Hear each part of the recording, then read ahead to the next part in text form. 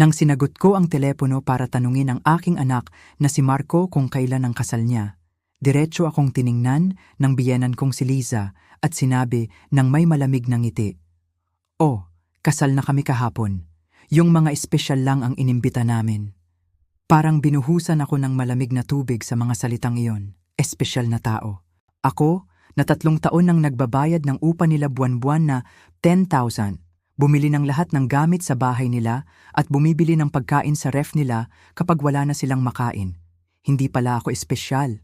Nakatayo lang ako doon sa sala ng sarili kong bahay, hawak ang telepono na parang may bigat na libu-libong libra, habang nakikita kong umiiwas ng tingin ng anak ko.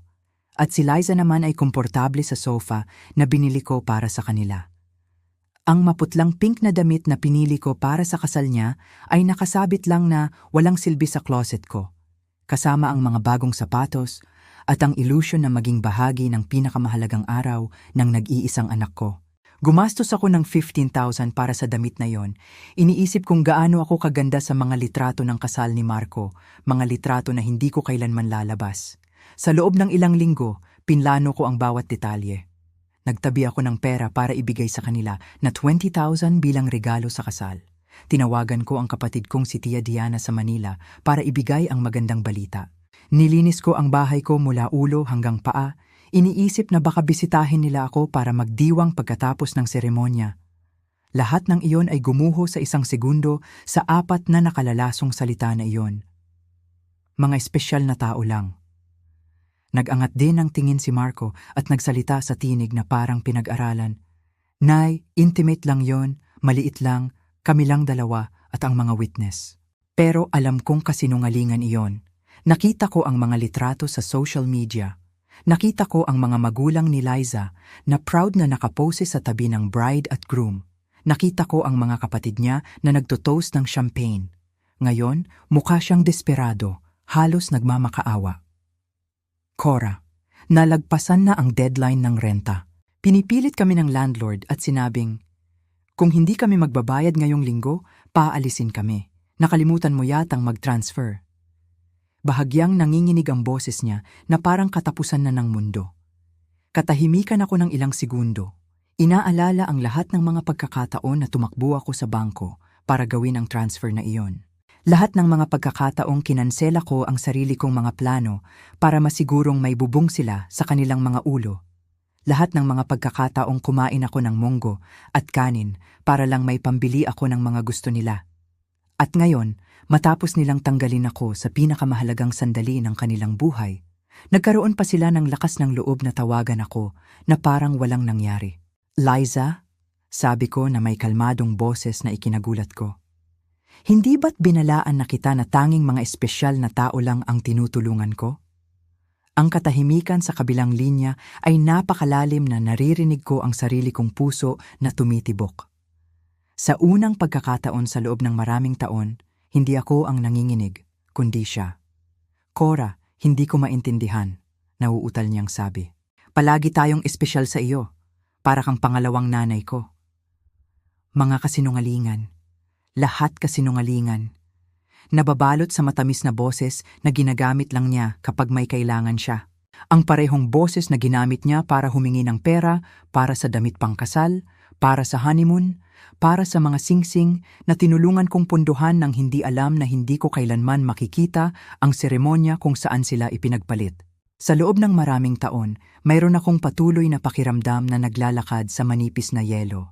Tinitimbang ang bawat salita, bawat kilos, bawat regalo, umaasang makakuha ng mumo ng pagmamahal mula sa sarili kong anak. Ako, ang perpektong ina, ang mapagbigay na biyenan, ang tahimik na tagapagbigay na hindi kailanman nagprotesta nang tratuhin ako na parang invisible. Ngunit ang parira lang iyon, mga espesyal na tao lang, ay nagising ang isang bagay sa akin na matagal nang natutulog. Nagkwenta ako sa isip ko kung gaano karaming pera ang nagastos ko sa kanila sa loob ng 3 taon. Sa gabing iyon pagkatapos kong ibaba ang telepono, umupo ako sa kama ko at umiyak. Ngunit hindi iyon mga luha ng kalungkutan. Luha iyon ng galit, ng naipong pagkabigo, ng mga taon ng tahimik na pagdurusa ng kahihiyan. Umiyak ako para sa lahat ng mga pagkakataon na pinaramdam nila sa akin na ang pagmamahal ko ay pabigat, ang presensya ko ay sagabal, ang pera ko ang tanging bagay na maibibigay ko. Umiyak ako para sa hangal na ina na naging ako, para sa babaeng nawala ang sarili, sa pagtatangkang maging hindi mapapalitan sa mga taong itinuring siyang mapapalitan. Nang magising ako kinabukasan, may nagbago sa loob ko. Hindi lang iyon ang sakit ng pagtataksil. Ito ay isang bagay na mas malalim, mas malamig. Tumayo ako at tiningnan ang sarili ko sa salamin sa banyo. Ang parehong pagod na mga mata tulad ng dati. Ang parehong mga kunot na nagsasalaysay ng mga taon ng pagbibigay ng pagmamahal nang hindi ito natatanggap pabalik. Ngunit may iba pa sa aking tingin, isang katigasan na hindi ko nakikilala. Isang determinasyon na nakabaon sa ilalim ng maraming taon ng pagsunod. Pumunta ako sa kusina at nagtimpla ng kape, tulad ng ginagawa ko tuwing umaga sa loob ng 40 taon. Ngunit sa pagkakataong ito, hindi ko inisip na tawagan si Marco para tanungin kung kamusta ang tulog niya. Hindi ko binuksan ang telepono ko sa pag-asang makatanggap ng mensahe mula sa kanya na humihingi ng paumanhin sa kahihiyan kahapon. Sa unang pagkakataon sa mahabang panahon, ako ang unang inasikaso ko sa araw na iyon. Umupo ako sa lamesa kung saan madalas kong pinaplano ang mga sorpresa para sa kanila, kinukwenta ang mga bayarin para sa kanilang mga gastos, at tahimik na umiyak nang tratuhin nila ako ng may kawalang interes. Ngayon, ang lamesa na ito ay magiging saksi sa isang bagay na ganap na naiiba. Kinuha ko ang aking checkbook, ang aking mga bank statement at sinimula ng pagkalkula. Gusto kong makita sa eksaktong numero ang lawak ng sarili kong kahangalan.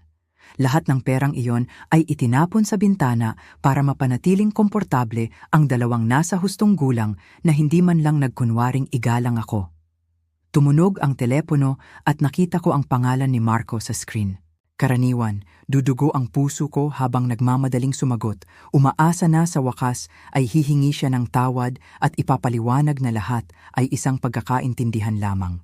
Ngunit sa pagkakataong ito, hinayaan ko itong tumunog ng 1 beses, 2 beses, 3 beses. Sa wakas, ito ay tumahimik at nagpatuloy ako sa pag-inom ng kape na parang walang nangyari. 10 minuto pagkatapos, tumunog ulit ito. Sa pagkakataong ito, si Liza iyon. Hinayaan ko rin itong tumunog. Pagkatapos, isang text ang dumating mula kay Marco. "Nay, please sagutin mo. Kailangan nating mag-usap." Binura ko ang mensahe nang hindi sumasagot. 2:00 ng hapon, nagpa siya akong maglakad-lakad. Hindi ko nagawa iyon sa loob ng ilang buwan, nang walang partikular na layunin, nang walang errand na may kinalaman sa kanila. Lagi itong ang bangko para sa mga transfer, ang supermarket para bumili ng isang bagay na kailangan nila, ang botika para sa gamot ni Liza. Ngayon, naglakad-lakad lang ako dahil gusto ko. Naglakad ako sa parke kung saan madalas kong dinadala si Marco noong bata pa siya. Naalala ko ang matamis na batang iyon na mahigpit akong niyakap at sinabing, "Ako ang pinakamagaling na nanay sa buong mundo." Kailan siya naging lalaki na itinuturing akong ATM na may damdamin? Kailan ako nagsimulang lituhin ang pagmamahal sa pera? Kailan ako nagsimulang maniwala na kailangan kong bilhin ang pagmamahal ng sarili kong anak? Sa bangko, kung saan madalas akong gumagawa ng mga automatikong transfer, huminto ako sa harap ng pinto. Nakita ako ng branch manager, si Mang Ben, sa pamamagitan ng salamin at kumaway. Kilala ko na siya ng ilang taon. Pinroseso niya ang bawat transfer ko, kina Marco at Liza. Nakita niyang nauubos ang account ko buwan-buwan para punan ang sa kanila. Pumasok ako at dumiretso sa opisina niya. "Mang Ben, kailangan kong kanselahin ang mga automatic transfer na na-program ko." Nagulat siyang tumingin sa akin. Sa loob ng 3 taon, ang mga transfer na ito ay kasing regular ng pagsikat ng araw. "Sigurado ka ba, Aling Cora? May nangyari ba?" Ang pag-aalala niya ay tunay, mas tunay kaysa sa anumang interes na ipinakita ni Marco sa akin nitong mga nakakaraang buwan. "Ang nangyari ay sa wakas ay binuksan ko ang aking mga mata," sagot ko. "Gusto kong kanselahin ang lahat at gusto ko rin ng impormasyon kung paano protektahan ang aking mga account. Ayokong may iba pang makakuha ng access sa pera ko." Habang pinoproseso ni Mang Ben ang mga pagkansela, hindi tumigil sa pagring ang telepono ko. Marco, Liza, Marco ulit. Parang nagkaroon sila ng radar para malaman kung kailan nasa panganib ang kanilang pinagkukunan ng kita. Ganap kong pinatay ang telepono. Aling Cora, sabi ni Mang Ben habang ibinibigay sa akin ang mga papeles. Paumanhin sa panghihimasok, ngunit sa lahat ng mga taong ito, nakita ko kayong napaka-generous sa inyong pamilya. Umaasa ako na hindi kayo pinipilit na gawin ang mga pagbabagong ito. Ang kanyang mga salita ay malalim na nakaantig sa akin. Ang lalaking ito, na halos hindi ko kilala maliban sa mga transaksyong pangbangko, ay nagpakita ng mas tunay na pag-aalala para sa aking kapakanan kaysa sa sarili kong anak. Hindi ako pinipilit, Mang Ben. Sa kabilang banda, sa wakas ay tinigilan ko na ang pagpipilit sa sarili ko. Nang lumabas ako sa bangko, kakaibang gaan ang naramdaman ko na parang nag-iwan ako ng napakalaking pasanin sa opisina na iyon. Sa unang pagkakataon sa loob ng maraming taon, ang pera ko ay ganap na akin. Wala akong mga obligasyong pinansyal sa mga taong itinuring akong isang resource sa halip na isang tao. Umuwi ako at nag-isip tungkol sa lahat ng mga bagay na hindi ko nagawa para pasayahin sina Marco at Liza. Ang mga biyahe na hindi ko ginawa para makatipid ng pera para sa kanila. Ang mga kaibigan na hindi ko na nakikita dahil lagi akong available para sa kanilang mga emergency. Ang mga libangan na isinuko ko dahil bawat dolyar na ginastos ko para sa sarili ko ay mas kaunti sa $1 para sa kanilang mga pangangailangan. Nang makauwi ako, nakita ko ang 3 sasakyan na nakaparada sa harap ng aking pinto. Ang kay Marco, kay Liza at isang hindi ko kilala. Nakakita ako ng galaw sa loob ng bahay ko sa pamamagitan ng mga bintana. Nanlamig ang aking dugo. May mga susi sila. Binigyan ko sila ng mga susi dahil pinagkakatiwalaan ko sila. Dahil akala ko balang araw, aalagaan nila ako tulad ng pag-aalaga ko sa kanila. Huminga ako ng malalim bago buksan ang pinto. Ito na ang oras para sa unang tunay na paghaharap sa aking bagong buhay. Binuksan ko ang pinto ng bahay ko at nakita ko ang isang eksena na hindi ko malilimutan. Si Marco ay nakaupo sa aking sofa na nakayuko ang mga kamay. Si Liza ay naglalakad-lakad na parang hayop na nakakulong at isang matandang lalaki na hindi ko kilala ay nagbubuklat ng mga papeles sa aking dining table. Ang mga papeles ko, ang aking mga personal, nakatayo ako doon, hawak ang pinto at tinanong, "Anong nangyayari dito?" Tumingin silang 3 sa akin na parang ako ang nanggugulo sa sarili kong bahay. Si Liza ang unang nagsalita at ang boses niya ay may pagkadesperado na narinig ko na sa telepono. "Cora, salamat at nandito ka. Kailangan nating mag-usap. Si Mr. Fisher ay mula sa law firm na kinonsulta namin tungkol sa sitwasyon mo." "Sitwasyon ko?" Lumabas ang tanong sa bibig ko na may kalmadong boses na ikinagulat ko. "Anong sitwasyon? Okay naman ako." Nag-angat ng ulo si Marco at tiningnan ako gamit ang mga mata na dating pagmamay-ari ng isang inosenteng bata at ngayon ay nagpapakita lang ng pagkapanik sa pananalapi. "Nay, pumunta kami sa bangko at sinabi nila na kinansela mo lahat ng mga transfer. Ipinaliwanag ni Mr. Klein na binihisan mo rin ang access namin sa mga account mo. Hindi namin maintindihan kung bakit mo ginawa yun." Si Atari Cruz, isang lalaking nasa edad 50, nakasuot ng kulay abo na suit at may ngiting hindi nagbibigay ng kumpiyansa, ay lumapit sa akin na may nakaunat na kamay. "Mrs. Santos, ako si Dr. Fisher, isang family law attorney. Nag-aalala ang inyong mga anak sa inyong mental well-being at hiniling nila sa akin na suriin ang sitwasyon. Hindi ko siya inalok ng kamay. Sa halip, dumiretso ako sa dining table at kinuha lahat ng mga dokumento ko na binubuklat niya ng walang pahintulot ko. "Ito ang mga pribadong papeles ko. Wala kayong karapatang tingnan ito ng walang pahintulot ko." "Nay," Marco said, may condescending tone na natutunan niya sa mga nakaraang taon. "Nag-aalala kami sa iyo. Ang kilos mo nitong mga nakaraang linggo ay napakakaiba. Una, pinutol mo ang pinansyal na suporta namin nang walang paliwanag. Pagkatapos, hindi mo sinasagot ang mga tawag namin. Sa tingin namin ay kailangan mo ng propesyonal na tulong.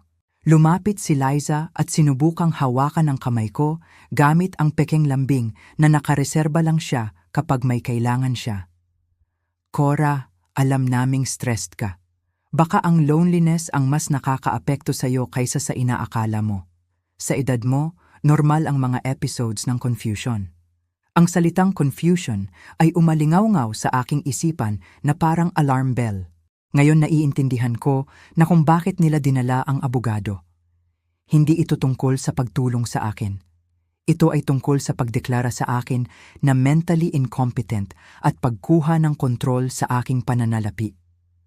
Ang babaeng nagsabi sa akin na tanging mga espesyal na tao lang ang inimbitahan sa kanilang kasal ay ngayon tinatrato ako na parang isang matandang babaeng sinayle. Hindi ako nalilito, sabi ko, na may katatagang nagpatahimik sa lahat. Mas malinaw ako kaysa sa mga nakaraang taon at aalis kayong tatlo sa bahay ko ngayon din. Mrs. Santos, nag-interject si Attorney Cruz gamit ang professional tone na ginagamit ng mga abogado para magmukhang makatwiran.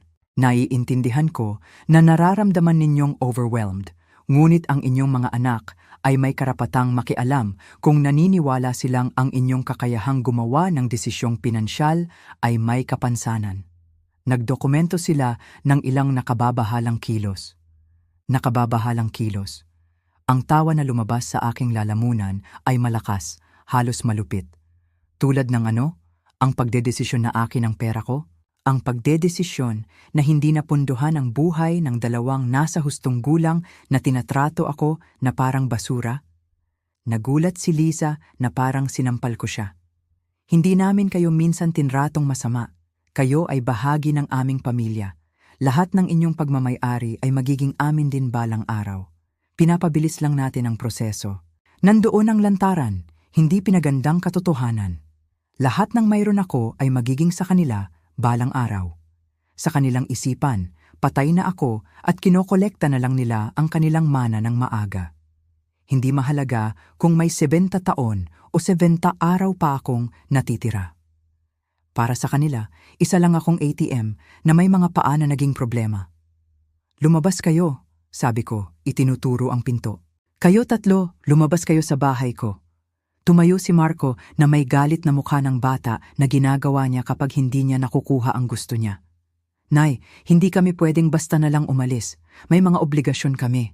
Ang upa, ang bayarin sa kotse, ang credit card na sinagutan mo. Hindi kayo pwedeng basta na lang putulin ng biglaan. Kaya ko. Ang boses ko ay tumaas sa unang pagkakataon sa buong pag-uusap. Sino ang nagsabi na hindi ko kaya? Sa loob ng maraming taon, nagbayad ako ng upa na hindi ko naman pangalan. Nagpuno ako ng refrigerator sa isang bahay kung saan hindi ako tinanggap.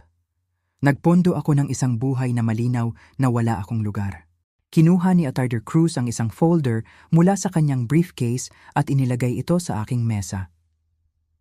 Mrs. Santos, naghanda kami ng ilang mga dokumento na makakatulong sa paglipat na ito. Isang power of attorney na magpapahintulot kina Marco at Liza na mas epektibong pamahalaan ang inyong pananalapi. Pansamantala lang ito hanggang sa bumuti ang inyong pakiramdam. Kinuha ko ang folder at nang hindi ko binubuksan, itinapon ko ito diretso sa basurahan. Ang tanging paglipat na mangyayari dito ay ang paglabas ninyo sa pinto. Nagsimulang umiyak si Liza, ngunit hindi iyon luha ng kalungkutan.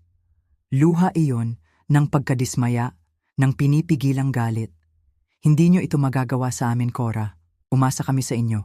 Gumawa kami ng mga plano batay sa inyong suporta. Bumili kami ng mga bagay. Nagkaroon kami ng mga obligasyong pinansyal dahil alam naming maaasahan namin kayo. Mga obligasyong batay sa pera ko, sagot ko. Hindi sa kapakanan ko, hindi sa kaligayahan ko, hindi sa aking kasama, kundi sa pera ko lang.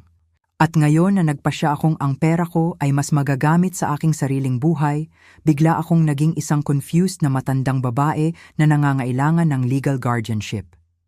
Sinubukan ni Marco na lumapit sa akin, ngunit umatras ako. Hindi na ito ang batang tumatakbo sa aking mga braso kapag mayroon siyang mga panaginip. Isa na itong 35 taong gulang na lalaki na nakikita ang kanyang ina bilang isang balakid sa pagitan niya at ng isang komportableng buhay na pinupunduhan ng iba. Nay, nagkamali kami, sabi niya sa boses na dapat ay nagsasabi ng pagsisisi. Ang kasal ay isang pagkakamali. Si Liza ay kinakabahan. Ako ay nasa ilalim ng pressure. Maaari nating ayusin ito kung magiging makatwiran ka lang ulit. Makatwiran? Ang salitang iyon ay may mapait na lasa sa aking bibig. Ang pagiging makatwiran ay nangangahulugang patuloy na magbabayad para sa inyong buhay habang tinatrato ninyo ako na parang estranghero. Ito ay nangangahulugang magkunwaring hindi ito masakit na mapalayo sa pinakamahalagang araw ng aking nag-iisang anak. Si Attorney Cruz ay nag-impeke ng kanyang mga papeles nang may kahusayan ng isang taong sanay sa pagtanggi ng mga proposal. Mrs. Santos, hindi pa ito tapos.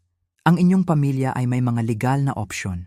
Kung talagang gumagawa kayo ng mga desisyong walang katwiran dahil sa mga problema sa kalusugan ng pag-iisip, ang isang hukom ay maaaring magpasya na kailangan ninyo ng guardianship. Ang kanyang mga salita ay parang isang suntok. Napagtanto ko na hindi lang ito isang manipulative na pagbisita ng pamilya. Ito ay isang tunay na legal na banta. Gusto nilang ideklara akong incompetent para pamahalaan ang aking sariling mga affairs. Attorney Cruz, sabi ko, diretso siyang tiningnan sa mata. Iminumungkahi ko na lubusan mong saliksikin bago mo bantaan ang isang 71 taong gulang na babae na nagpatakbo ng kanyang mga pananalapi nang walang kapintasan sa loob ng 40 taon, na nagpalaki ng kanyang anak nang mag-isa pagkatapos ng pagkamatay ng kanyang asawa, na nagpatakbo ng isang sambahayan at nagtrabaho ng marangal hanggang sa pagreretiro, at na hanggang noong nakaraang linggo ay pinansyal na sumuporta sa 2 ganap na may kakayahang mga nasa hustong gulang. Tumigil sa pagiyak si Liza at tumingin sa akin na may lamig na sa wakas ay nagpakita ng tunay niyang mukha. Hindi ito mananatili ng ganito, Cora. May mga karapatan kami at mga abogado rin. Perpekto, sagot ko. Kumuha kayo ng lahat ng abogado na gusto ninyo. Siyempre, gamit ang sarili ninyong pera dahil ang pera ko ay hindi na available para punduhan ang inyong legal tantrums. Ang 3 sa kanila ay naglakad patungo sa pinto na may nasasaktang dignidad ng mga taong hindi sanay na sabihing hindi.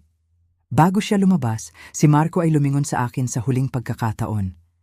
Nay, magtatapos ito ng napakasama para sa iyo. Magiging mag-isa ka na lang. Walang mag-aalaga sa iyo kapag talagang kailangan mo. Marco, sabi ko na may malalim na kalungkutan, ngunit pati na rin sa linaw ng kristal. Mag-isa na ako. Ang pagkakaiba ay ngayon, ito ay sa sarili kong pagpili, hindi dahil sa inyong pagpapabaya. Habang isinasara ko ang pinto sa likuran nila, tumayo ako sa aking sala, napapaligiran ng pinakamagandang katahimikan na narinig ko sa maraming taon. Ito ang katahimikan ng kalayaan. Bahagi 3. Ang pagsisimula ng bagong buhay. Sa gabing iyon, hindi ako makatulog, ngunit hindi dahil sa kalungkutan o pagsisisi, kundi dahil sa adrenaline mula sa pagbawi ng kontrol sa aking buhay.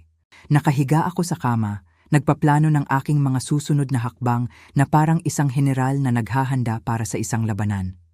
Kung gusto ni na Marco at Liza ng away, bibigyan ko sila ng giyera. Ngunit ito ay isang giyera na ipaglalaban ko gamit ang talino, hindi ng emosyon. 6:00 ng umaga, nakabihis na ako at handa nang umalis. Ang unang stop ko ay ang opisina ng abogado, si Attorney Reyes.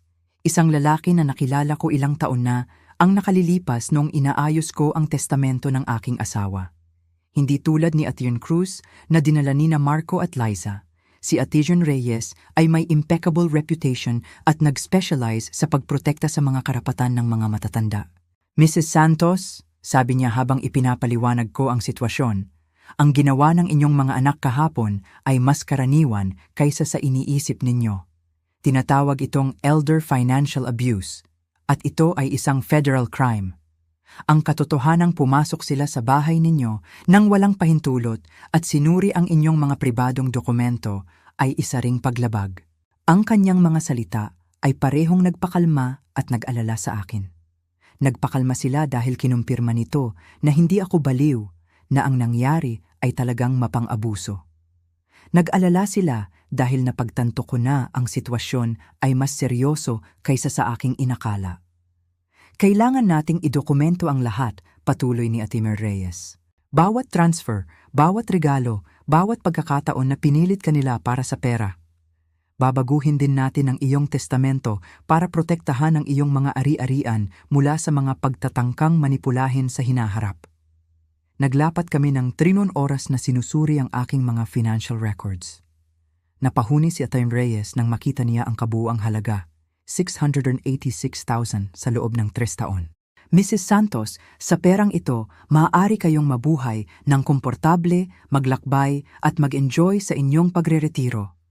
Sa halip, lubos ninyong pinondohan ang buhay ng 2 nasa hustong gulang na hindi man lang kayo nire-respeto ng sapat para imbitahan sa inyong kasal. Nang lumabas ako sa opisina ni Atty. Reyes, mayroon na akong kumpletong plano. Una, papalitan ko ang lahat ng lock sa aking bahay. Pangalawa, maglalagay ako ng security system na may mga kamera para maprotektahan ang sarili ko mula sa mga surprise visit sa hinaharap. Pangatlo, magbubukas ako ng bagong bank account sa ibang bangko kung saan wala silang contact. At pang-apat, magsisimula akong mamuhay ng buhay na ipinagpaliban ko sa loob ng maraming taon. Ang susunod kong stop ay ang hardware store. Ang may-ari, si Mang Nestor, ay kilala ako ng maraming taon dahil lagi akong bumibili ng mga bagay para ayusin ang apartment ni na Marco at Liza. Sa pagkakataong ito ay iba. Aling Cora, ano ang nagdala sa inyo dito? Sabi ni Mang Nestor. Isa na namang emergency sa anak mo? Tanong niya na may pagka-familiar ng isang tao na tahimik na nakasaksi sa aking nagastos na kabutihang loob. Hindi, Mang Nestor. Sa pagkakataong ito ay para sa aking bahay. Kailangan kong palitan ang lahat ng mga lock at gusto ko ang mga pinakamahusay na kalidad. Tumingin siya sa akin na nagulat, ngunit walang tinanong. Habang pinipili ko ang mga lock, ang anak niyang si Ethan na nag-install ng mga security system ay dumating. Ito ay Providence sa aksyon. Ethan, kailangan ko ring mag-install ng mga surveillance camera, ang kumpletong sistema, hindi issue ang presyo. Habang inihahanda nila ang lahat para sa installation kinabukasan, nakatanggap ako ng tawag mula sa isang hindi kilalang numero. Si Liza iyon na tumatawag mula sa telepono ng iba dahil na-block ko na ang numero niya pagkatapos ng confrontation kahapon. Cora, Liza ito. Huwag mong ibaba. Kailangan nating mag-usap na parang mga sibilisadong matatanda. Magsalita ka, sabi ko ng tuyo. Makinig ka, naiintindihan kong galit ka sa kasal. Isa itong pagkakamali. Nag-usap kami ni Marco at gusto naming bawiin iyon para sa'yo. Paano kung magkaroon tayo ng espesyal na hapunan para ipagdiwang ang aming kasal kasama ka? Pwede nating gawin sa bahay mo, magluto tayo nang magkasama tulad ng dati. Ang manipulasyon sa kanyang mga salita ay napakalinaw na halos mapatawa ako. Liza, magkano nga ang renta na utang mo? Ang katahimikan sa kabilang dulo ay nagpatunay na natamaan ko ang tamang ugat. 2 buwan na. 1,000 lahat. Pero hindi lang yun ang dahilan ng tawag ko, Cora. Talaga naming namimiss ka sa buhay namin. Miss mo ako o ang pera ko? Tanong ko direkta. Pareho, sagot niya na may nakakagulat na katapatan. Cora, hindi kita lolokohin. Oo, kailangan namin ang suporta mo sa pananalapi, ngunit mahal ka rin namin. Mahalaga ka sa amin. Kung mahalaga ako, bakit hindi ako sapat na mahalaga para dumalo sa kasal niyo? Bakit hindi ako sapat na mahalaga para tumanggap ng tawag na hindi nanghihingi ng pera? Kailan ang huling pagkakataon na tumawag ka para lang magtanong kung kumusta ako? Isa pang katahimikan. Pareho naming alam ang sagot. Hindi kailanman. Liza, isang beses ko lang ito ipapaliwanag sa iyo. Sa loob ng 3 taon, tinratong mo akong parang ATM na may damdamin. Ginamit mo ako. Binaliwala mo ako. Minura mo ako, at sa huli, inalipusta mo ako sa pinakamalalang paraan. Ngayon na nauubos na ang pera, bigla mong natuklasan na mahal mo ako. Cora, please. Pinutol ko siya. Walang please, pinili mo ang iyong pinili noong nagpasya kang hindi ako sapat na espesyal para sa kasal ninyo. Ngayon, pipiliin ko naman. Binaba ko ang telepono at pinatay ito ng ganap. Ayokong magkaroon ng anumang mga pagkaantala sa aking araw ng kalayaan. Sa hapon na iyon, nagpunta ako sa beauty salon na hindi ko napuntahan sa loob ng mahigit 1 taon. Palagi kong kinakansela ang mga appointment ko dahil may kailangan si Marco o Liza na urgent o dahil ang perang itnabi ko para sa sarili ko ay naging emergency para sa kanila. Aling Cora, ang daming sorpresa. Akala ko nakalimutan mo na kami, tawag ni Cynthia, ang paborito kong hairstylist. Hindi kita nakalimutan, Cynthia. Nakalimutan ko lang na ako rin ay karapat-dapat na mapamper. Pinagbigyan ko ang sarili ko sa buong treatment. Gupit, kulay, manicure, pedicure. Sa unang pagkakataon sa loob ng maraming taon, gumastos ako para sa sarili ko nang hindi nakakaramdam ng pagkakasala. Habang ginagawa ni Cynthia ang buhok ko, ikinuwento niya ang tungkol sa kanyang buhay, sa kanyang mga anak, sa kanyang mga pangarap. Nakakapresko na may pag-uusap na hindi umiikot sa pangangailangan ni na Marco at Liza. Mukhang napakaganda mo, Aling Cora, sabi niya nang matapos siya. Ngunit higit pa riyan, mukha kang malaya. May nangyaring maganda ba? Oo, Cynthia. Sa wakas ay natuto akong magsabi ng hindi. Nang makauwi ako sa hapon na yon, may sasakyang nakaparada sa harap ng aking pinto na hindi ko kilala. Mabilis na tumibok ang puso ko, nag-iisip na baka bumalik sina Marco at Liza na may mga reinforcements. Ngunit habang papalapit ako, nakita ko ang isang matandang babae na nakaupo sa mga baitang ng aking porch. Aling Cora? Tanong niya habang bumababa ako sa sasakyan. Oo, ako nga. May maitutulong ba ako? Ako si Aling Elena Brooks, nakatira ako sa tabi. Matagal na tayong magkapitbahay, ngunit hindi pa tayo nagkakaroon ng pagkakataong mag-usap. Kahapon, nakarinig ako ng napakalakas na mga boses sa inyong bahay at nag-alala ko. Okay lang ba ang lahat? Ang kanyang taus-pusong pag-aalala ay malalim na nakaantig sa akin. Narito ang isang estranghero na nagpakita ng mas maraming interes sa aking kapakanan kaysa sa aking sariling anak. Halika kayo, Aling Elena. Magtitimpla ako ng kape para sa inyo at ikukwento ko sa inyo ang isang kwento na hindi ninyo paniniwalaan. Habang nagtitimpla ako ng kape, ikinuwento ko sa kanya ang buong sitwasyon.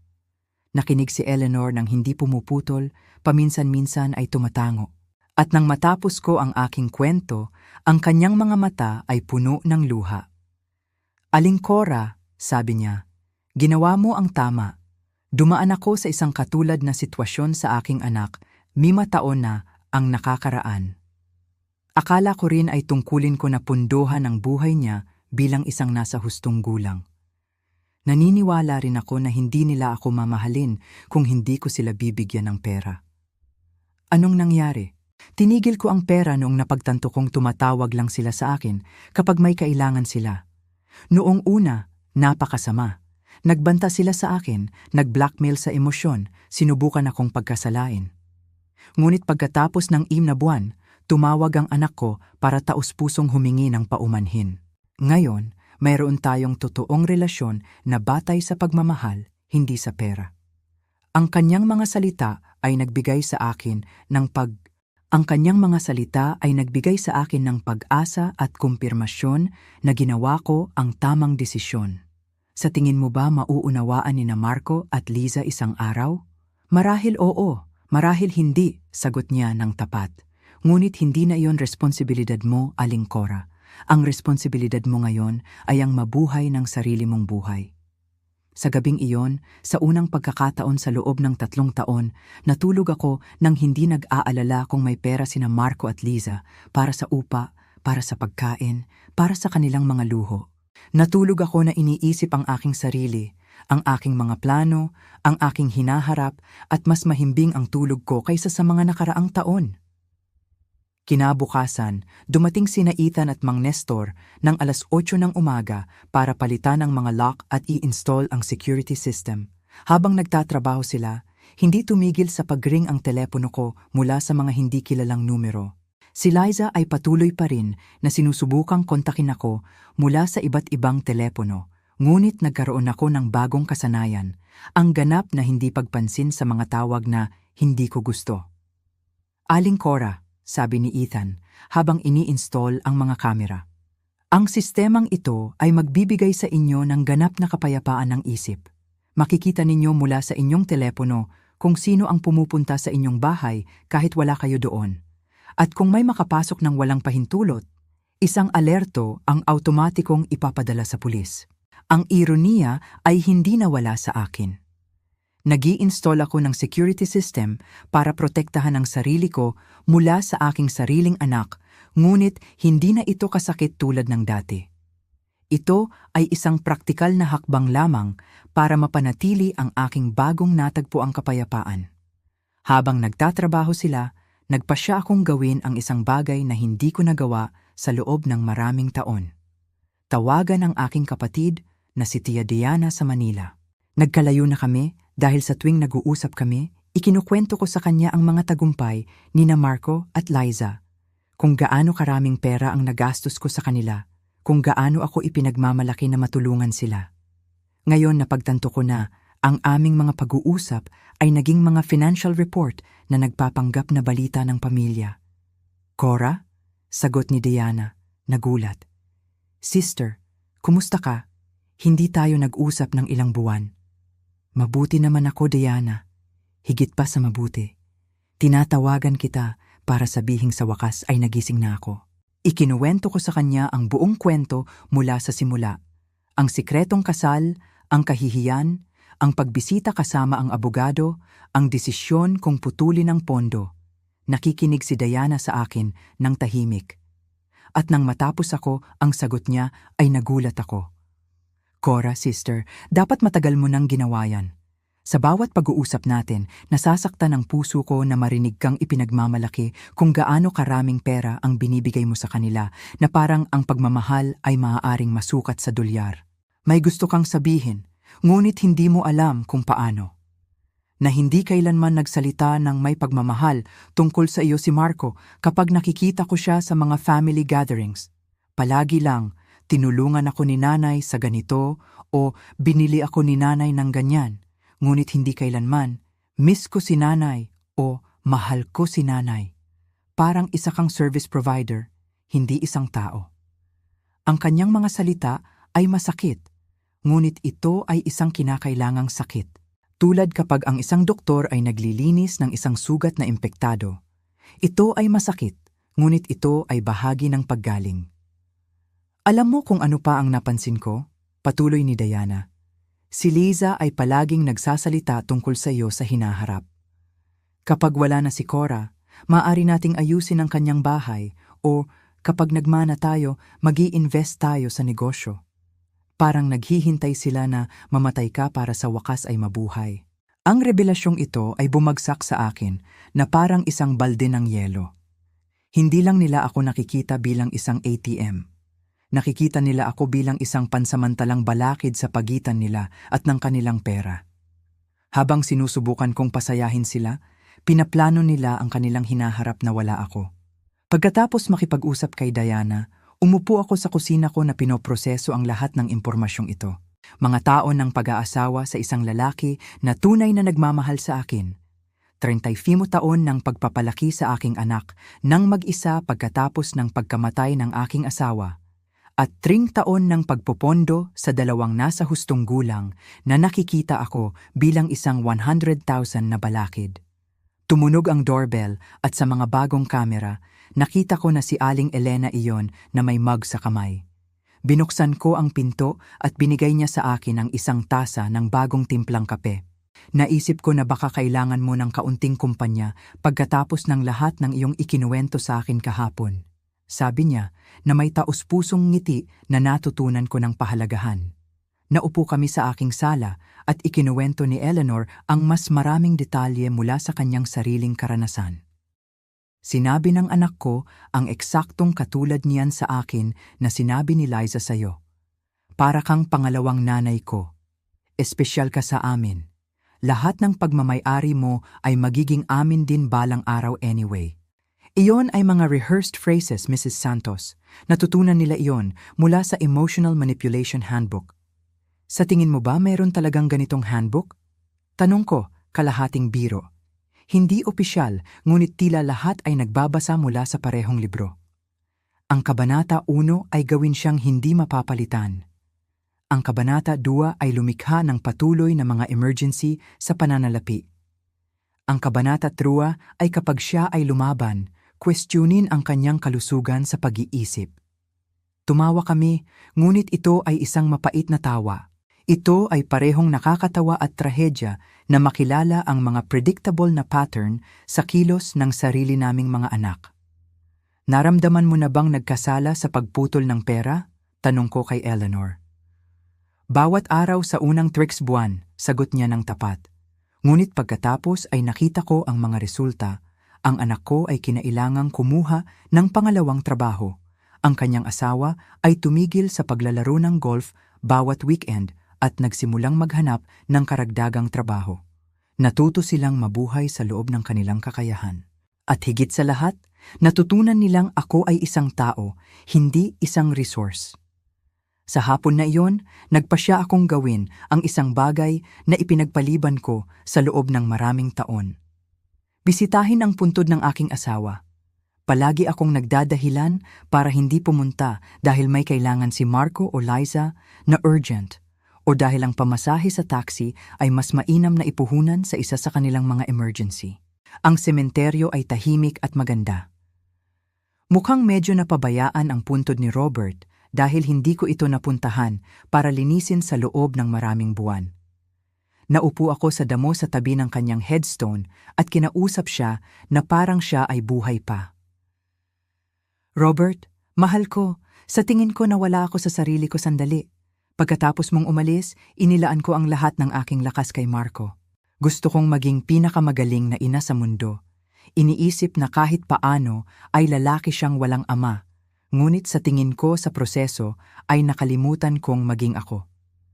Humihip ang hangin ng mahina at sa isang sandali, naramdaman ko na parang nakikinig siya sa akin.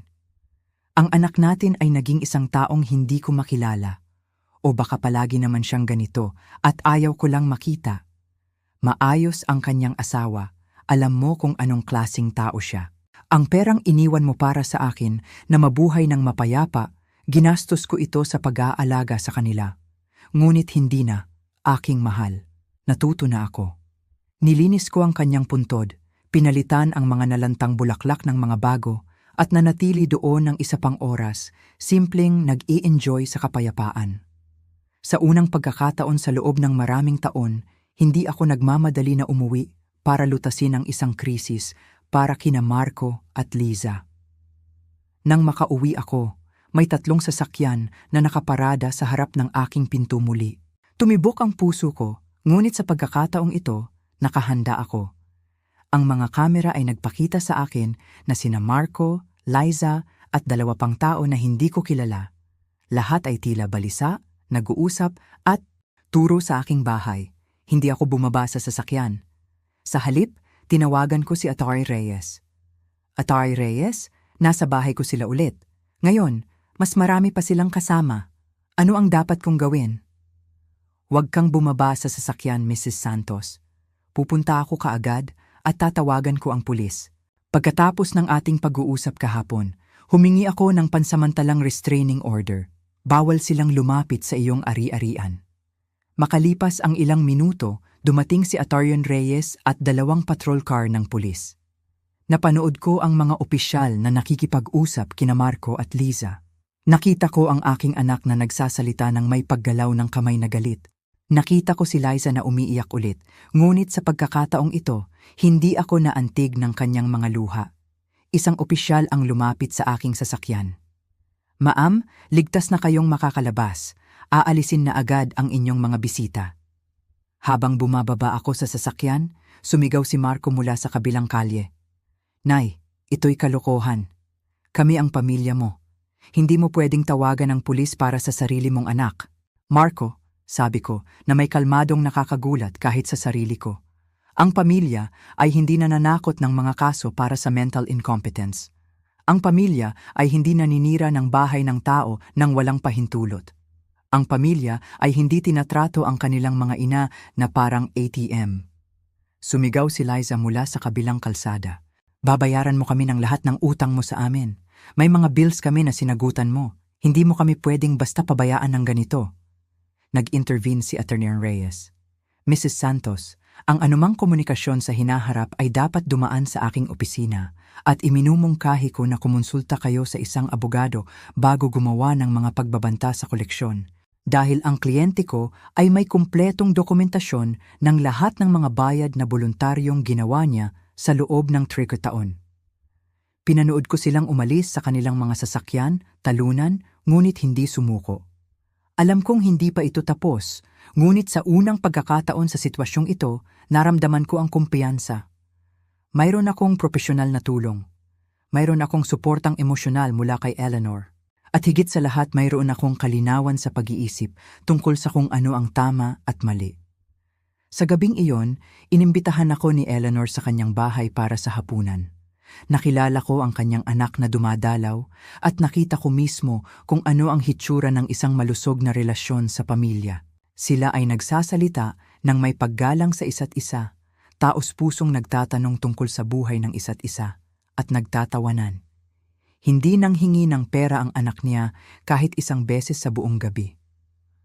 Gusto ko rin iyon kasama si Marco, pag-amin ko kay Eleanor pagkatapos umalis ang kanyang anak.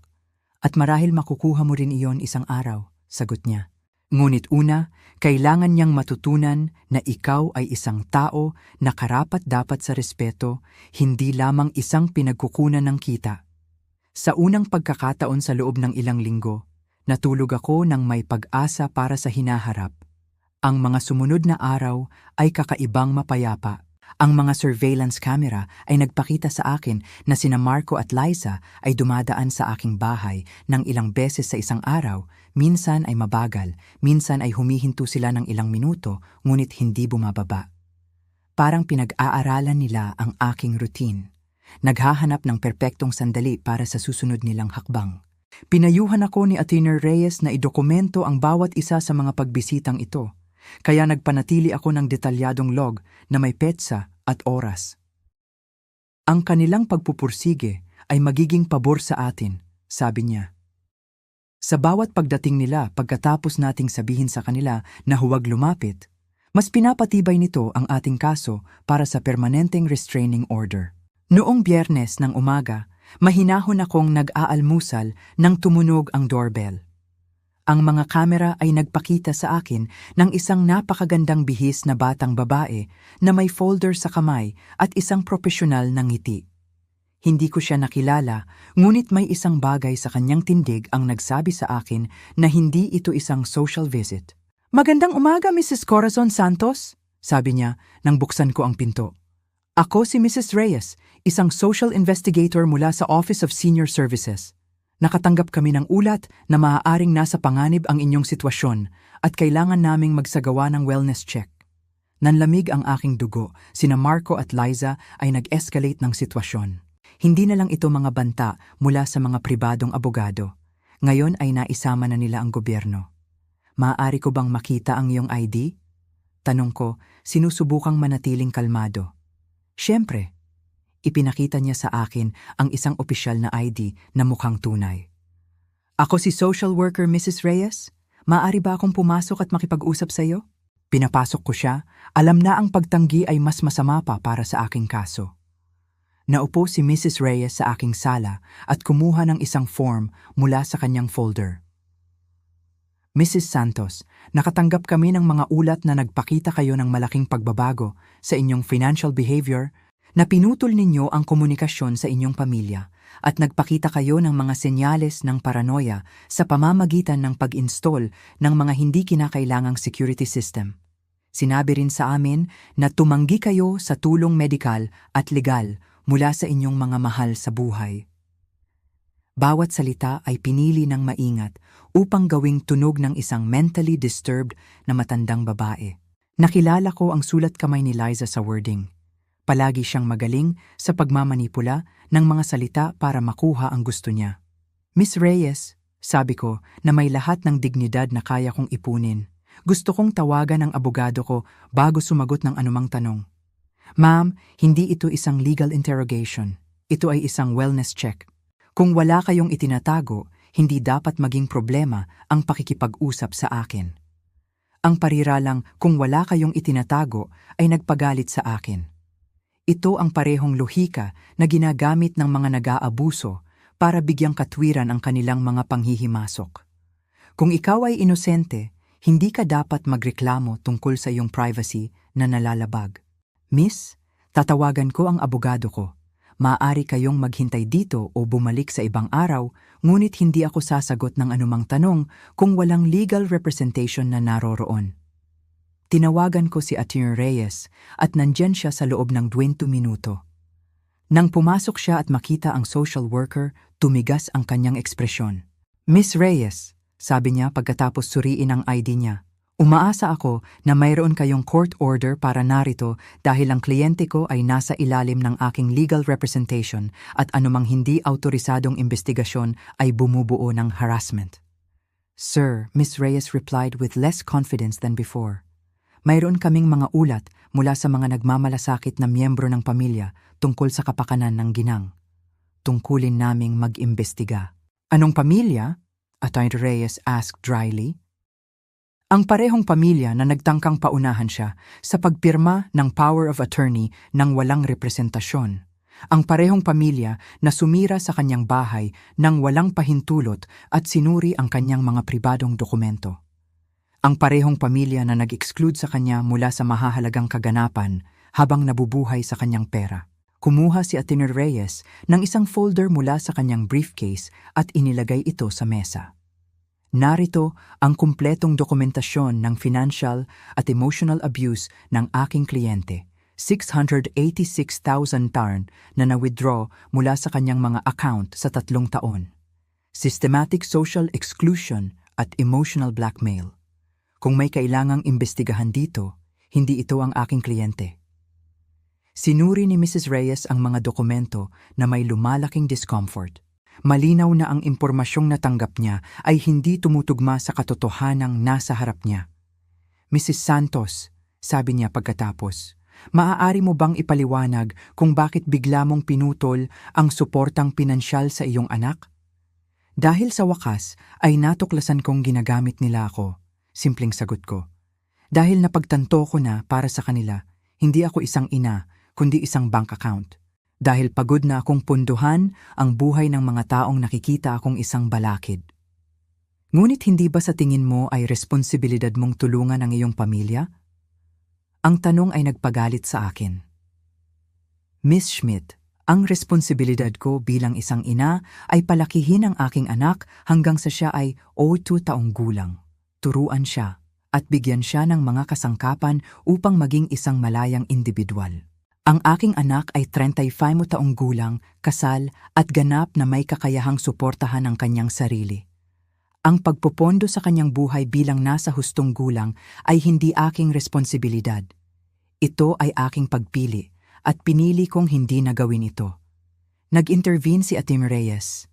Miss Reyes, ituturing niyo bang normal para sa isang 35 taong gulang na individual na hindi makabayad ng sarili niyang upa nang walang tulong ng kanyang 71 taong gulang na ina? Hindi sumagot kaagad si Mrs. Reyes. Nakikita ko na binabago niya ang buong sitwasyon. Mrs. Santos, sabi niya pagkatapos ng isang sandali, pinamamahalaan mo ba ang iyong sariling pananalapi ng ganap? Maaari kong ipakita sa iyo ang aking mga bank statement, ang aking mga investment, ang aking mga tax payment. Lahat ay napapanahon at maayos. Ikaw ba ay nakatira ng independyente? Gaya ng nakikita mo, nililinis ko ang aking bahay. Inaalagaan ko ang aking sarili ng pisikal. Nagmamaneho ako ng sarili kong sasakyan. Mayroon akong malusog na relasyong panlipunan sa aking mga kapitbahay. Gumagamit ka ba ng gamot? Basta bitamina at paminsan-minsang aspirin. Wala akong mga kondisyong medikal na nangangailangan ng gamot. Nagdagdag si Atty. Reyes. Ang kliyente ko ay kakagaling lang sa malawak na pagsusuri sa medisina bilang bahagi ng aming legal na proseso. Siya ay nasa perpektong mental at pisikal na kondisyon.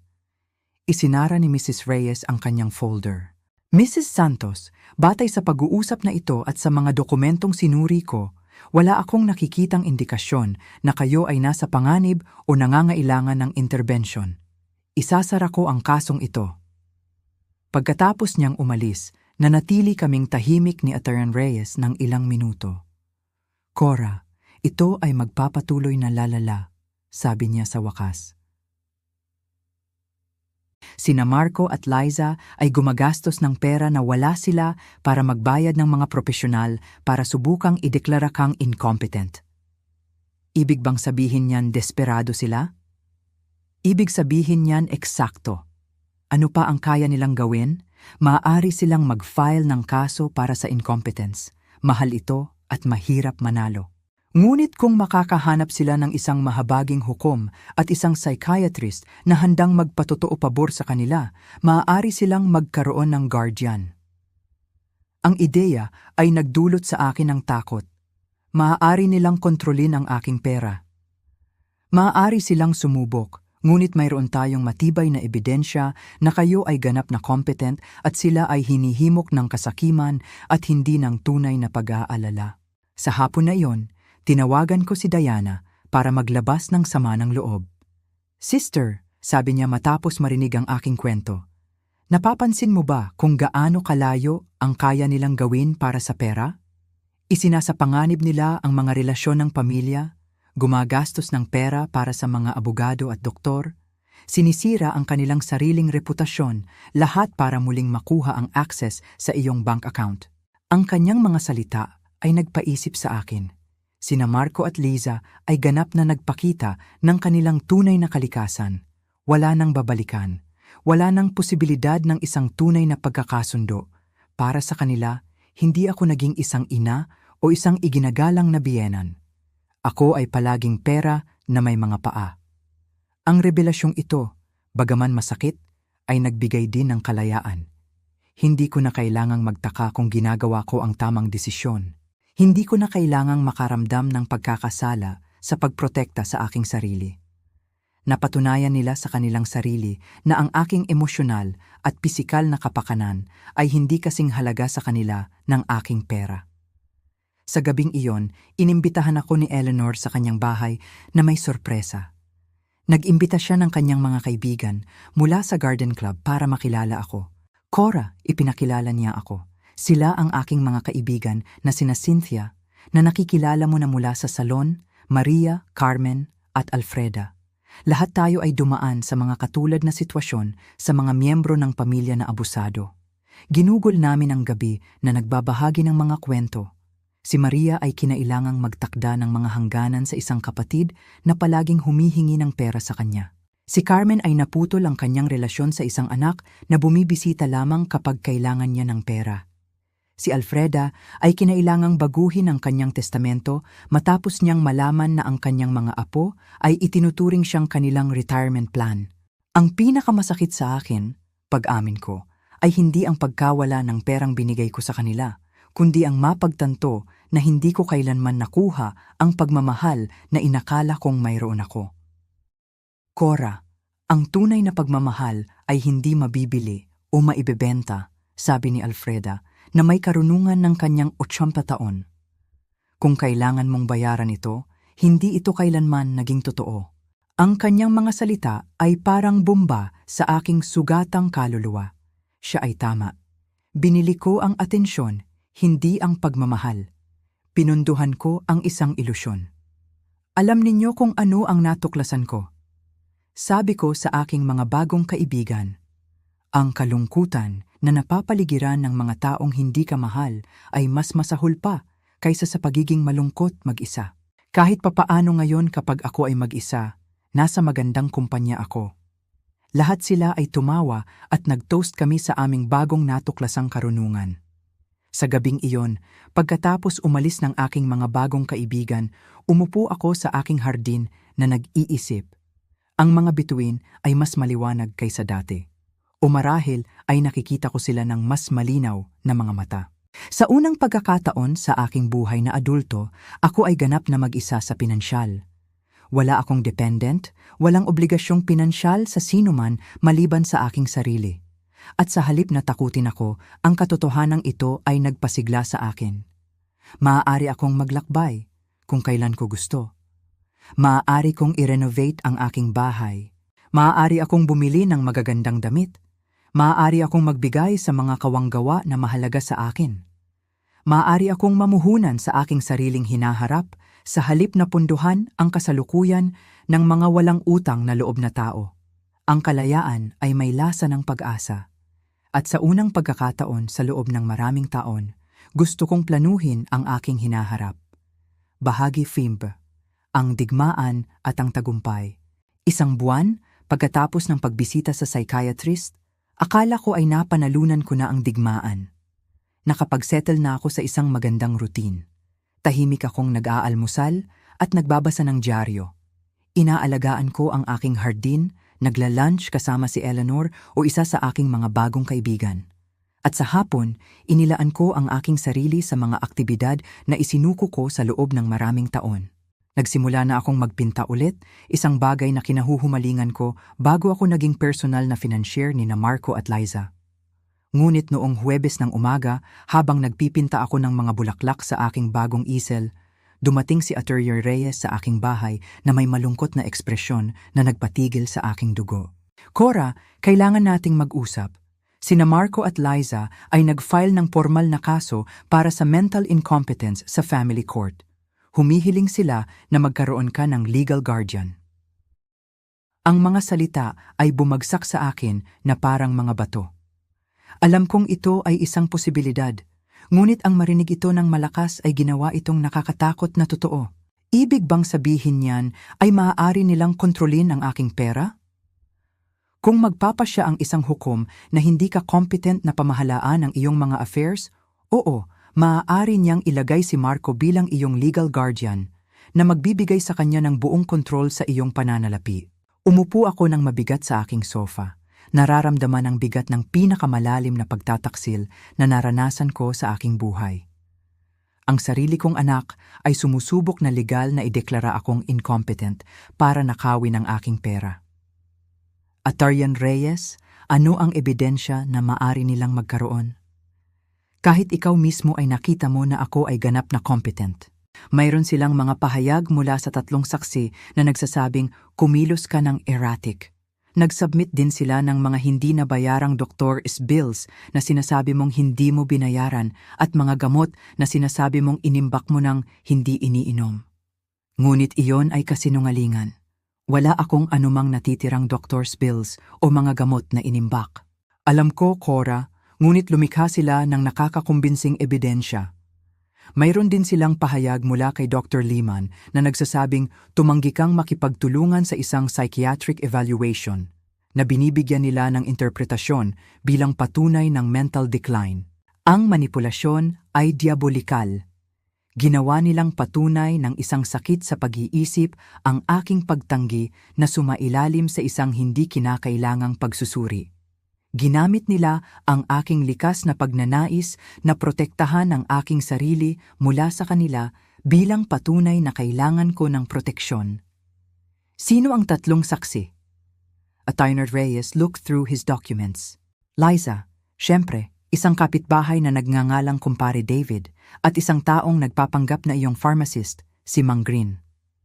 Si kumpare David ang kapitbahay sa tapat, isang hindi kaaya-ayang lalaki na palaging may problema sa akin dahil ang aking mga kaibigan ay minsan nagpapark sa harap ng kanyang bahay.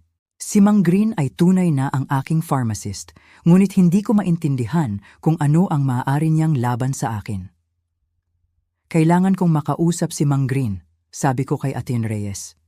Mayroong hindi tama. Pumunta kami sa butika nang magkasama sa hapon na iyon. Si Mang Green ay tumanggap sa akin nang nagulat at kinakabahan. Mrs. Santos, masaya akong makita kayo. Kumusta kayo? Mang Green, sinabi sa akin na pumirma kayo ng isang pahayag na nagsasabing nagpakita ako ng erratic behavior sa aking mga gamot. Namula ang mukha niya na parang kamatis. Mrs. Santos, ang inyong manugang ay pumasok ilang linggo na ang nakakaraan at nagtanong tungkol sa inyong mga gamot. Sinabi niya na nag-aalala siya dahil kakaiba ang inyong kilos. At ano ang sinabi mo sa kanya? Ipinaliwanag ko sa kanya na bumibili lang kayo ng bitamina at paminsan-minsang aspirin. na wala kayong regular na reseta ng gamot, ngunit iginiit niya na iyon ay patunay na hindi ninyo inaalagaan ng maayos ang inyong kalusugan. Nag-intervene si Atty. Reyes. Mang Green, pumirma ba kayo ng dokumento? Nagdala siya ng dokumento na nagsasabing kinukumpirma ko na si Mrs. Santos ay may mga hindi regular na pagbili ng gamot. Inakala ko na ito ay para sa kanyang health insurance o isang bagay na tulad nito. Hindi ko alam na ito ay para sa isang kaso. Ang aking sariling pharmacist ay naloko sa pagpirma ng isang bagay na hindi niya lubos na naunawaan. Ang manipulasyon ni Liza ay walang hangganan. Mang Green, kailangan ko na magsulat kayo ng isang pahayag na nagpapaliwanag ng eksakto kung ano ang nangyari at naglilinaw na wala akong problema sa mga gamot. Siyempre, Mrs. Santos, ako ay labis na humihingi ng paumanhin para sa hindi pagkakaunawaan na ito.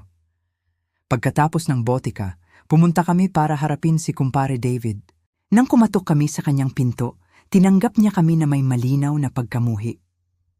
Ano ang gusto ninyo, Kumpare David? Atty. Reyes said.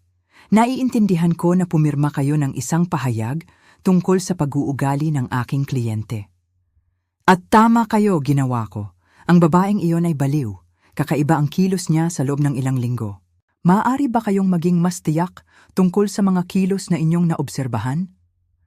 Paglalagay ng mga kamera na parang siya ay nasa isang war zone. Pagkakaroon ng mga estranghero na bumibisita sa lahat ng oras, pagsigaw sa kanyang pamilya sa kalsada. Natanto ko na kinuha ni Kumpare David ang lahat sa labas ng konteksto. Ang mga kamera ay inilagay para sa proteksyon. Ang mga estranghero ay ang aking mga bagong kaibigan. Ang pagsigaw ay ako na nagtatanggol sa aking bahay mula sa mga paglusob ni Marco at Liza. Kumpare David, alam mo ba kung bakit ko inilagay ang mga kamera? Hindi, at wala akong pakialam. Para protektahan ang sarili ko mula sa aking anak at manugang na sumira sa aking bahay nang walang pahintulot at nagbanta sa akin. Iyon ang sasabihin ng isang baliw, sagot niya ng malupit. Walang paraan para makipag-usap sa kanya. Ang kanyang pahayag ay batay sa mga superficial observations na maliciously interpreted. Sa gabing iyon, nag-usap kami ni Atty. Reyes para planuhin ang aming depensa. Cora, kailangan natin ng sariling psychiatric evaluation. Meron akong kasamahan si Dr. Molina na isang eksperto sa pagtatasa ng mental capacity. Maaari niyang opisyal na kumpirmahin na kayo ay ganap na competent. Paano kung sina Marco at Liza ay nakipagsabwatan sa hukom? Paano kung wala sa mga ito ang mahalaga dahil nagpasya na sila na ideklara akong incompetent? Cora, ang legal system ay hindi perpekto, ngunit hindi rin ito ganap na korap. Mayroon tayong matibay na ebidensya ng inyong mental competence at ng kanilang financial motivations. Lalabanan natin ito. Kinabukasan, pumunta ako sa aking appointment kay Dr. Molina. Siya ay isang babae sa kanyang 50s na may mabait ngunit matalas na mga mata. Mrs. Santos, magtatanong ako ng isang serye ng mga tanong at mga pagsubok upang masuri ang inyong mental capacity. Maglaan kayo ng oras at sumagot ng tapat. Sa loob ng 2 oras, nagtanong siya sa akin tungkol sa aking memorya, ang aking kakayahang mga tuwiran, ang aking pag-unawa sa pananalapi, ang aking kalusugang emosyonal. Nagbigay din siya sa akin ng mga cognitive test at hiniling sa akin na lutasin ang mga problema sa matematika at lohika. Mrs. Santos, sabi niya sa dulo, ang inyong mga resulta ay mas mataas kaysa sa average para sa inyong edad.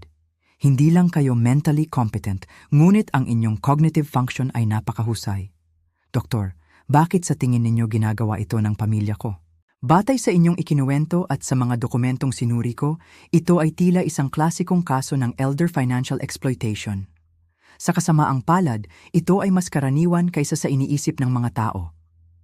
Lumabas ako sa konsultasyon na may pakiramdam na na-validate, ngunit nalungkot din. Ang propesyonal na kumpirmasyon ng aking kalusugan sa pag-iisip ay isang ginhawa, ngunit nagpatunay din ito na ang kaso ay totoo at kinakailangan. Sa hapon na iyon, inorganisa ni Eleanor ang isang emergency meeting kasama ang lahat ng aming mga kaibigan mula sa Garden Club.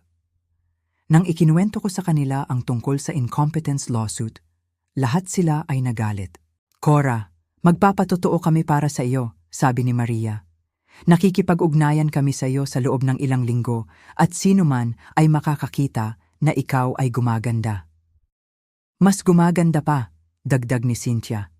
Mas malinaw at mas malakas ka kaysa sa maraming 40 taong gulang na babae na kilala ko. Si Alfreda na may 80 taong karunungan ay hinawakan ng aking mga kamay. Cora, aking mahal, ang ginagawa ng inyong mga anak ay hindi bago. Sa loob ng maraming henerasyon, ang mga sakim na anak ay sumusubok na ideklara ang kanilang mga magulang na sira ang ulo para makuha ang kanilang pera. Ngunit mayroon kang hindi taglay ng maraming biktima na ito. Dokumentasyon, legal na suporta, at mga kaibigan na maaaring magpatotoo para sa iyo. Ang kanyang mga salita ay nagbigay sa akin ng pag-asa. Hindi ako nag-iisa sa laban na ito. Mayroon akong hukbo ng mga malalakas na babae na nakasaksi sa aking pagbabago ng harapan. Alam ninyo kung ano ang pinaka nakakalungkot sa lahat ng ito. Sabi ko na sina Marco at Liza ay handang sirain ang anumang posibilidad ng pagkakasundo sa hinaharap para sa pera. Kahit pa handa akong patawarin ang lahat hanggang ngayon, wala nang babalikan pa. At marahil iyon ang pinakamabuti, sagot ni Cynthia.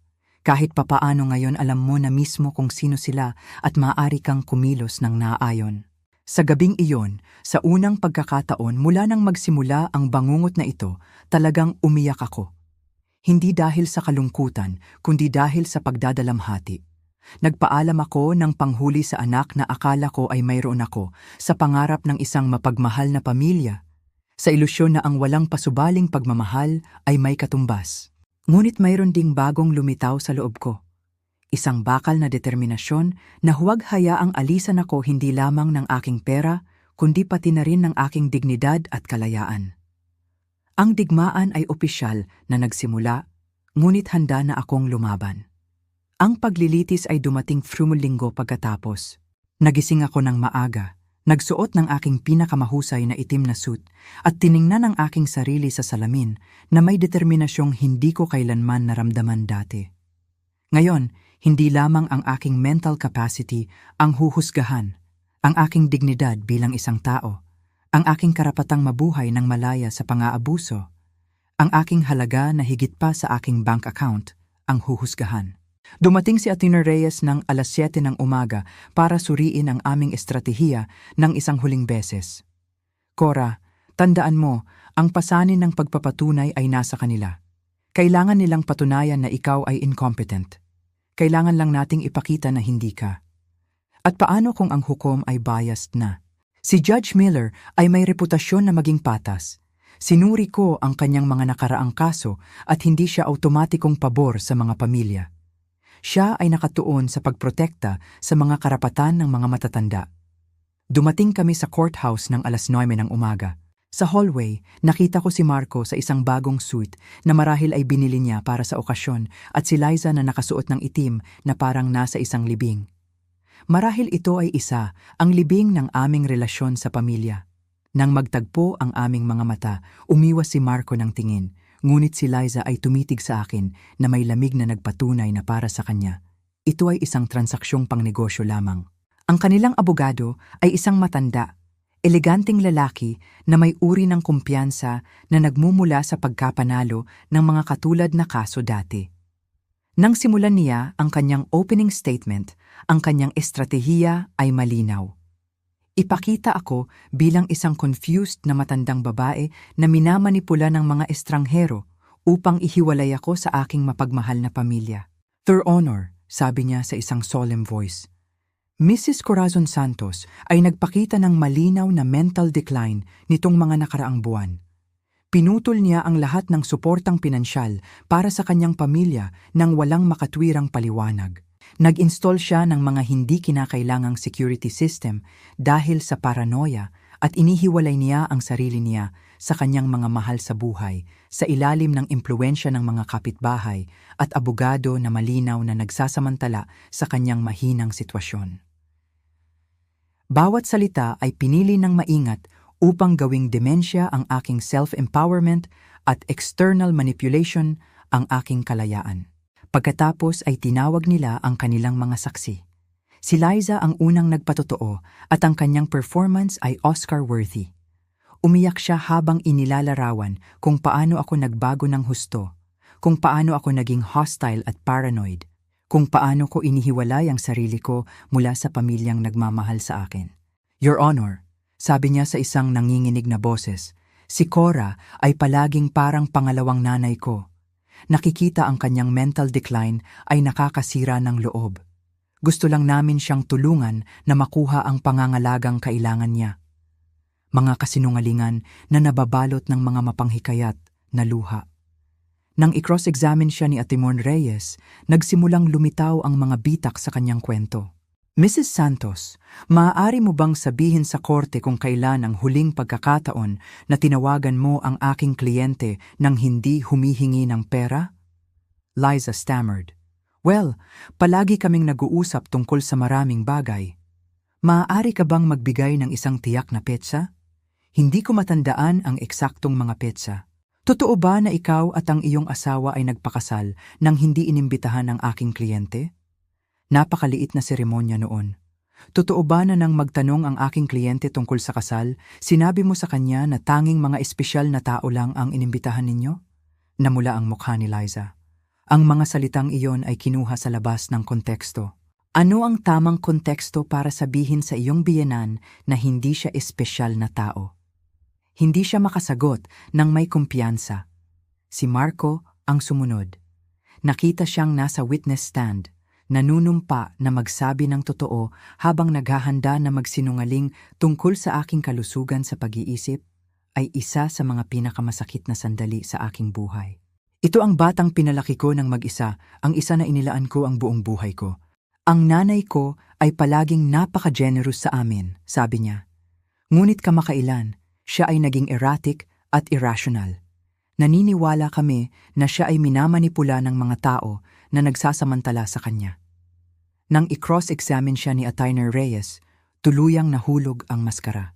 Marco, magkano ang natanggap mo mula sa iyong ina sa huling 3 taon? Hindi ko alam ang eksaktong halaga. Ang 32,400 ba ay tila malapit sa tama? Marahil ay palagi siyang generous. At ilang beses mo binisita ang iyong ina nang hindi humihingi ng pera? Ang katahimikan ay nakakabingi.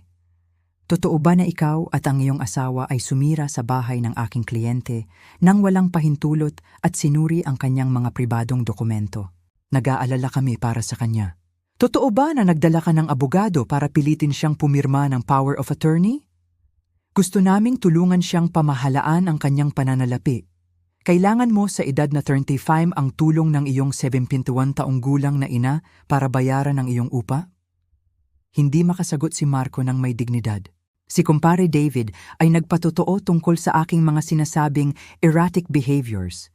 Ngunit nang tanungin siya ni Attorney Reyes para sa mga detalye, inamin niya na hindi siya direktang nakipag-usap sa akin at lahat ng kanyang impormasyon ay batay sa mga superficial observations. Si Dr. Liman ay nagpatotoo na ang aking pagtanggi na sumailalim sa isang evaluation ay patunay ng mental decline. Ngunit nag-submit si Attorney Reyes ng dokumentasyon ng aming evaluation kay Dr. Molina na ganap na sumalungat sa kanyang mga konklusyon. Pagkatapos ay dumating ang aming pagkakataon. Tinawag muna ni Attorney Reyes si Mang Green, ang aking pharmacist, na nagpaliwanag kung paano siya naloko sa pagpirma ng isang pahayag na nagbabago sa aking mga gawi sa pagbili ng gamot. Si Dr. Molina ay nagpatotoo tungkol sa aking mahusay na mental state at ipinakita ang mga resulta ng cognitive tests na walang kapintasan. Si Mang Nestor mula sa hardware store ay nagpatotoo tungkol sa aking mental competence at ipinaliwanag na ang aking mga desisyon na kansilahin ang mga automatic transfer ay ganap na makatwiran at naiproseso ng tama. Si Eleanor at ang aking mga kaibigan mula sa Garden Club ay nagpatotoo tungkol sa aking kalinawan, ang aking bagong natagpuang sigla at ang aking kakayahang magpanatili ng malusog na relasyong panlipunan. Sa wakas, dumating ang aking pagkakataon na magpatotoo. Tumayo ako ng may dignidad at naglakad patungo sa witness stand. Nararamdaman ang bigat ng 70 taon ng karanasan, ng karunungan na nakuha sa pamamagitan ng sakit, ng lakas na natuklasan sa paghihirap. Ginabayan ako ni Atty. Reyes sa aking patotoo, hinahayaan akong ikuwento ang aking buong kwento. Ang 686,000 na ginastos sa 3 taon. Ang kahihiyan na mapalayo sa kasal, ang patuloy na emosyonal na manipulasyon, ang paglabag sa aking privacy, ang mga legal na banta. Mrs. Santos, sa wakas ay nagtanong si Atty. Reyes, bakit kayo nagpasya na itigil ang suportang pinansyal para sa inyong anak at manugang? Dahil sa wakas ay naintindihan ko na ang natatanggap ko mula sa kanila ay hindi pagmamahal, sagot ko sa malinaw at malakas na boses. Ito ay isang commercial transaction na nagpapanggap bilang relasyon sa pamilya. Ang pera ko ay tinanggap, ngunit ako bilang isang tao ay hindi. Nagsisisi ka ba sa iyong desisyon?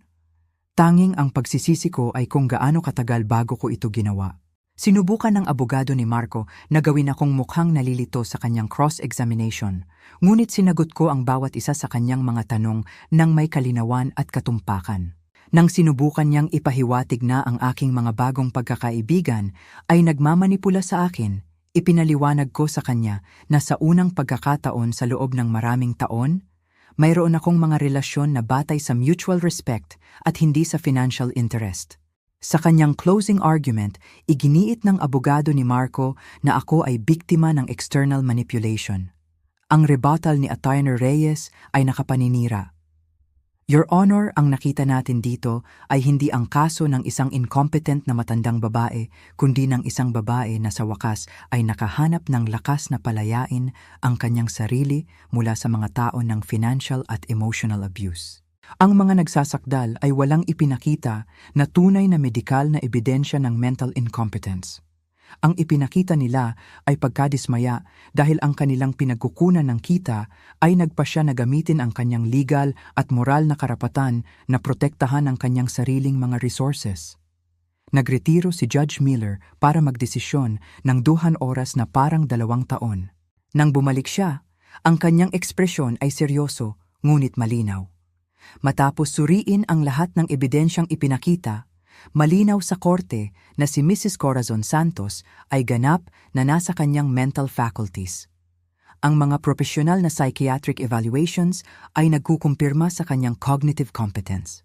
Ang kanyang mga desisyon sa pananalapi, gaano man kasakit ang mga ito para sa kanyang pamilya, ay ganap na makatwiran at nasa loob ng kanyang mga karapatan. Nagsimulang tumibok nang mas mabilis ang aking puso. Dagdag pa, patuloy ng hukom. Ang ebidensya ay nagpapahiwatig na ang kasong ito ay hinihimok ng financial interest sa halip na tunay na pag-aalala para sa kapakanan ni Mrs. Santos. Ganap na tinatanggihan ng korte ang kahilingan para sa guardianship. Nanalo ako. Hindi lang ako nanalo ng kaso, kundi pati na rin ang aking kalayaan, ang aking dignidad, ang aking karapatang mabuhay ng malaya sa pang-aabuso ng mga taong sinasabing nagmamahal sa akin. Nang lumabas kami sa courthouse, nakita ko sina Marco at Liza na galit na nakikipag-usap sa kanilang abogado. Binigyan ako ni Liza ng isang tingin ng purong puot bago siya umalis. Tumingin si Marco sa akin sa huling pagkakataon at sa isang segundo nakakita ako ng isang bagay na maaaring pagsisisi, ngunit huli na. Sa gabing iyon, nag-organisa si Eleanor ng isang selebrasyon sa aking bahay kasama ang lahat ng aming mga kaibigan. Nag-toast kami para sa hustisya, para sa kalayaan, para sa sisterhood ng mga malalakas na babae na sumusuporta sa isa't isa. Cora, sabi ni Alfreda sa akin, ngayon, hindi ka lang nanalo ng isang trial, nabawi mo ang iyong buhay. Siya ay tama. Sa unang pagkakataon sa loob ng maraming taon, ang hinaharap ay ganap na akin. Maaari akong maglakbay, maaari akong magmahal, maaari akong lumikha, maaari akong mabuhay ng walang takot, walang kasalanan, walang manipulasyon. 3 buwan pagkatapos, ibinenta ko ang aking bahay at lumipat sa isang magandang apartment malapit sa sentro ng lungsod. Nagbigay ako ng kalahati ng aking pera sa mga organisasyon na nagpoprotekta sa mga matatanda mula sa pang-aabuso ng pamilya. Sa natitirang kalahati, Nagsimula akong mamuhay ng buhay na palagi kong gusto. Naglakbay ako sa Europa, kumuha ng mga klase sa sining at sumali sa mga volunteer groups. Hindi ko na narinig pa mula kina Marco at Liza.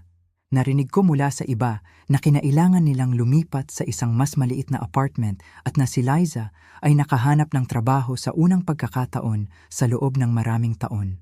Marahil ang paghihirap ay magtuturo sa kanila ng mga bagay na hindi kailanman na ituro ng aking kabutihang loob. Ang halaga ng tapat na pagtatrabaho at kalayaan. Ang ilang gabi kapag tumitingin ako sa mga bituin mula sa aking bagong balkonahe, iniisip ko ang babaeng ako noon 1 taon na ang nakakaraan. Natatakot, minamanipula, naniniwala na kailangan kong bilhin ang pagmamahal. Ang babaeng iyon ay patay na. At sa kanyang lugar, isang tawang ipinanganak na nakaintindi ng isang pangunahing katotohanan. Ang tunay na pagmamahal ay hindi kailanman may presyo, at ang kalayaan ay hindi kailanman masyadong mahal. Ang pangalan ko ay Corazon. Ako ay 72 taong gulang at sa wakas ay natutunan ko na ang pinakamahalagang tao na kailangan kong mahalin at protektahan ay ang aking sarili. Kung nagustuhan mo ang aking kwento, maaari mo akong suportahan sa pamamagitan ng pagbibigay ng donasyon para makapagsulat pa ako ng mga kwento. Salamat ng maaga. At ikaw, ano ang gagawin mo kung ikaw ay nasa lugar ng taong ito? Gusto kong marinig ang iyong opinyon. Kaya't ibahagi ito sa akin sa mga komento. Palagi akong mausisa tungkol sa kung ano ang iniisip ninyong lahat at sumulat din sa akin kung saan ninyo narinig ang kwentong ito. Para sa mas maraming kwento ng buhay na tulad nito, i-like ang video at mag-subscribe sa aking channel. Maraming iba pang mga kwento ang naghihintay sa iyo nang may taus-pusong pagbati. Hanggang sa susunod, M.